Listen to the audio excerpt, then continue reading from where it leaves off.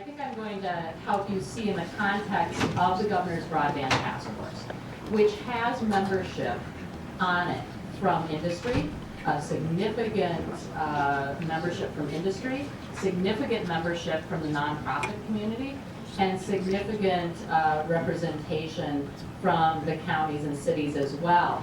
And so the report that we issued early this year, and I know many of you actually have taken a look at this report because you've emailed me. You can download it off the Connect Minnesota website or the Department of Commerce website, still under the Broadband tab.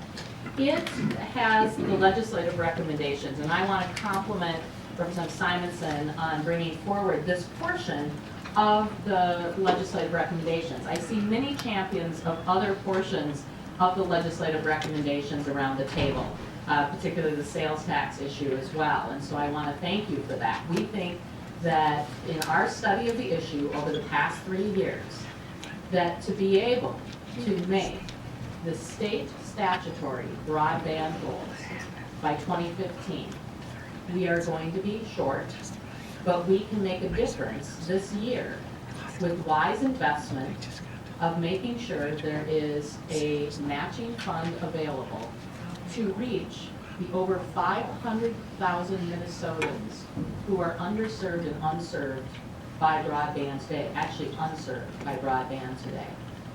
So that's not just about a faster speed, Mr. Chairman. That is about the people in the state who can't connect at a speed that we would find anywhere near acceptable. For those students who come home and are assigned by their teacher to watch a video about AP US history, and they have to summarize it and come in the next day ready for discussion. When they go home, and if they live in Pine County, it is very unlikely they're even connected to the internet, as the task force heard this year. Why a grant or loan fund, and why did the task force recommend this?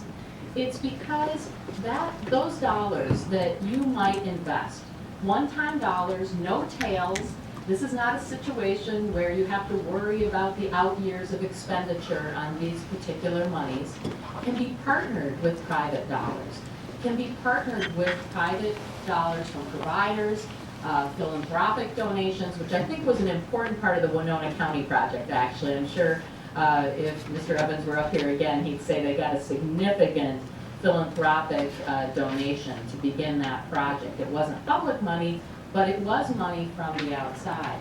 We believe that with the correct structure of this fund, much like the Minnesota Investment Fund or other funds that the Department of Employment and Economic Development currently runs, that we could leverage these dollars 3, 4, maybe even 5 times. And although you all know there can be major battles between private providers and public entities, and we know there's a lot of detail to work out, I want to tell you that we all support creating a fund. Whether it's the private sector or the public sector right now, we think a fund is a wise use of these dollars to connect those 500,000 Minnesotans. I want to just say a couple other things of why. You know the numbers, you know kind of what students face, what healthcare faces in the state. You heard a little bit about the economic potential of growth and what can happen. That's on top of the great growth that we have already. But the other part of it that I think is important is to understand, well, why is it even needed? And it's needed because for the most part, when you are less than a mile out of a city limit, it costs about $3,500 to connect a home to the speeds that we're talking about in the state statute. And we think that most providers are fairly responsive to that. But when you go up beyond a mile, and I know that Representative Metza knows a lot about this, he's got a big territory, you can escalate very quickly, $10,000, $15,000 to connect. The fact of the matter is, private providers, even working with a local unit, a township, county, cannot seem to make that work as well as they would like to. The return on investment just is not there, and that is why these one-time investments are just like the investments that were made years ago. Roads, electricity across the state, being able to have this important service, it increases the level of home businesses, the level of education, the level of healthcare connection, and we strongly, strongly recommend, as the Governor's Broadband Task Force, that you work hard to take and use a wise investment to help all Minnesotans. And again, Mr. Chairman, thank you for your interest in the issue. Representative Simonson, thank you for your leadership on the issue, and I'll stick around if there are questions.